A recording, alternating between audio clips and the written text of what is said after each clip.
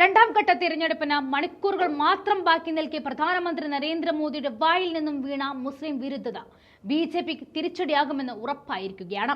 അവസാനം വരെ വെള്ളം കോരിയിട്ട് കലമിട്ടുടയ്ക്കുന്ന ഇടപാടാണ് മോദിയിൽ നിന്നും ഉണ്ടായിരുന്നു എന്ന വിമർശനം ബിജെപിക്കുള്ളിൽ തന്നെ ഉയരുകയും ചെയ്തിട്ടുണ്ട്.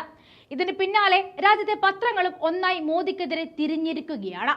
കഴിഞ്ഞ 10 വർഷമായി മോദി പേടിയിൽ കഴിഞ്ഞിരുന്ന പത്രങ്ങൾ ഇപ്പോൾ മോദിക്കെതിരെ തിരിഞ്ഞടിക്കുന്നതിന് പിന്നിൽ മറ്റു പല അജണ്ടകളും ഉണ്ടായിരിക്കാം.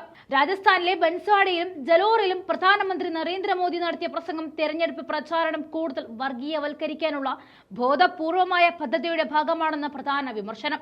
മാതൃഭൂമി ദിനപത്രം രൂക്ഷമായ ഭാഷയിലാണ് പ്രധാനമന്ത്രിയുടെ മുസ്ലിം വിരുദ്ധത പ്രസംഗത്തെ വിമർശിക്കുന്നത്. ഒരു ബഹുസ്വര ജനാധിപത്യ രാജ്യത്തിന്റെ ഭരണാധികാരിയിൽ നിന്നും ഉതിർന്നു വീണ ഈ വിദ്വേഷ വരികൾ രാജ്യത്തിന്റെ ആദ്യ പ്രധാനമന്ത്രിയിൽ നിന്നും നടപ്പു പ്രധാനമന്ത്രിയിലേക്ക് ഇന്ത്യ നടന്നു തീർത്ത ദൂരം പ്രത്യാശാപമാകുന്നു എന്ന് വ്യക്തമാണ്. മാതൃഭൂമി മുഖപ്രസംഗത്തിൽ ചൂണ്ടിക്കാണിക്കുന്നത് ഈ വാക്കുകളാണ്. പ്രധാനമന്ത്രിയും UP മുഖ്യമന്ത്രി യോഗി ആദിത്യനാഥും ഉൾപ്പെടെയുള്ള നേതാക്കളുടെ പ്രസംഗത്തെ എടുത്തു പറഞ്ഞുകൊണ്ടാണ് മുഖപ്രസംഗം വിമർശനം ഉന്നയിക്കുന്നത്. വർഗീയ പ്രസംഗം നടത്തുകയെന്നത് പെരുമാറ്റച്ചട്ടത്തിന്റെയും ജനപ്രാതിനിധ്യ നിയമത്തിന്റെയും ലംഘനം മാത്രമല്ല, ക്രിമിനൽ കുറ്റം കൂടിയാണ്. ഇന്ത്യൻ ശിക്ഷാ നിയമത്തിലെ 153A അനുച്ഛേദ പ്രകാരം ശിക്ഷാർഹമായ കുറ്റമാണത്. ന്യൂനപക്ഷ മതവിഭാഗത്തിനെതിരെ അധിക്ഷേപ പ്രസംഗം നടത്തുന്ന പ്രധാനമന്ത്രി രാജ്യത്തിന്റെ എങ്ങോട്ടാണ് നയിക്കുന്നതെന്ന ചോദ്യം ബാക്കി വെച്ചുകൊണ്ടാണ് മാതൃഭൂമി പ്രസംഗം അവസാനിപ്പിക്കുന്നത്.